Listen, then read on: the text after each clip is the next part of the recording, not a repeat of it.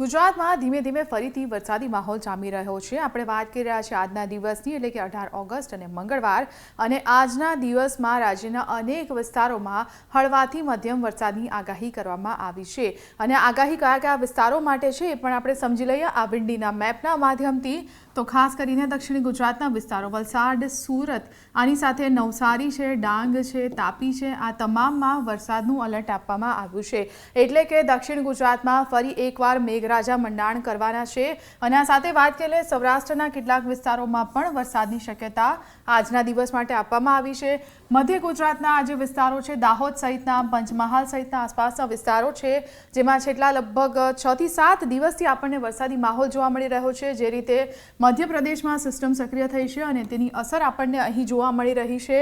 અને આ સાથે આપણે ગુજરાતની વાત કરીએ, ગુજરાતમાં 5 સિસ્ટમ સક્રિય થઈ છે। અને આપણે વાત કરીએ સોમવારની, તો 17 તારીખથી લઈને જે 23 ઓગસ્ટ સુધીનો જે સમયગાળો છે, આ સમયગાળા દરમિયાન રાજ્યમાં વરસાદી માહોલ રહેવાની શક્યતા વ્યક્ત કરવામાં આવી છે।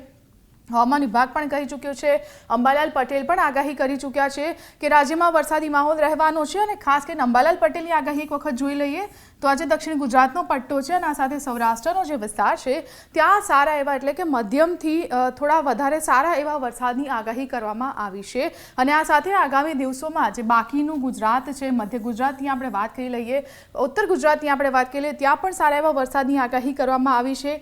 આજના દિવસમાં આપણે અહીંથી થોડા આગળની સ્થિતિ જોઈ લઈએ। બપોરના 1 વાગ્યાની સ્થિતિ તમે જોઈ રહ્યા છો, એ જ સ્થિતિ આપણને જોવા મળી રહી છે। સુરત, વલસાડ, નવસારી, ડાંગ સહિતના દક્ષિણ ગુજરાતમાં વરસાદી સિસ્ટમ તમને જોવા મળી રહી છે। હાલ અત્યારે જો આપણે વાત કરીએ તો જે અમદાવાદ અને સાથે ઉત્તર ગુજરાતના જે ભાગો છે ત્યાં કોઈ વરસાદની શક્યતા નથી જોવામાં આવી રહી। ક્યારેક હળવો વરસાદ અથવા તો એકાદ વરસાદી ઝાપટું પડી શકે છે। અને આ સાથે જ સૌરાષ્ટ્રના જે વિસ્તારો છે તેમાં પણ વરસાદની શક્યતા આજના દિવસમાં જોવામાં આવી રહી છે।